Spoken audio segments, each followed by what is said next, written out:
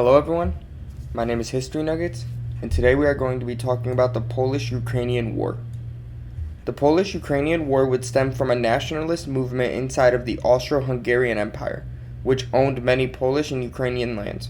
Once ideas of nationalities began, divisions between the two cultures began, thanks to Austria-Hungary not dividing them as well as they should have, leading to many tensions. Archduke Wilhelm of Austria, a Ukrainian member of Austria, would oversee the Ukrainian National Council created during the end of World War I and the collapse of Austria-Hungary. The council would intend to unite West Ukrainian lands into one state. Poles also began doing the same with a lot of regions of the Russian Empire, with them having shared claimed lands such as Lviv, which would be taken by the West Ukrainian People's Republic on November 13, 1918. After this, Polish people inside the newly proclaimed Ukrainian People's Republic would be furious, leading to tensions between Ukraine and Poland, and eventually war. The Ukrainian forces were made up of mainly World War I veterans, while the Polish generals were way more skilled. Ukraine also had to deal with massive internal trouble from Poles, such as Dochednik. Lviv would see heavy fighting for 2 weeks, eventually being overtaken by the Poles under Mikhail Koretskis-Torkazewski, breaking through the siege on the 21st of November. Jewish militias would attack the Poles, leading to civilians dying. Polish forces would then attempt to take the Dorzobash oil fields, but would fail. The Ukrainian Bukovina would be proclaimed in Bukovina under Omelen Popovich. This would eventually be overtaken by the Romanians, but Ukrainian forces would support them, resulting in them fighting Romanians as well.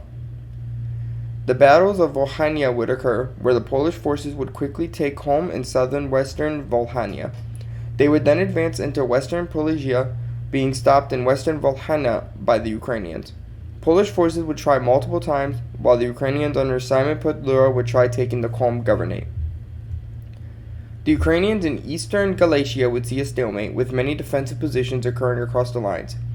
After a Ukrainian surrounding of Lviv, Ukrainian forces would break through the defenses of Postbres, but the Poles would push their defenses even more in Lviv, holding down the Ukrainians once more. The Polish under Jan Romer would then try taking Rabaruska, which would fail, and Polish forces tried to split Ukrainian forces, but would also fail in Sambia. Ukrainians would try taking Lviv again, thanks to French influence forcing them to halt hostilities. On May 14, 1919, Polish offensives would begin in Volhynia and eastern Galicia, numbering 60,000 troops. They would be supported by the Entente, and Romania would then declare war on Ukraine right afterward, resulting in the Ukrainian fronts completely collapsing, leading to the Chortkiv offensive, where the final bit of the Ukrainian forces would push back the Poles, which would fail eventually.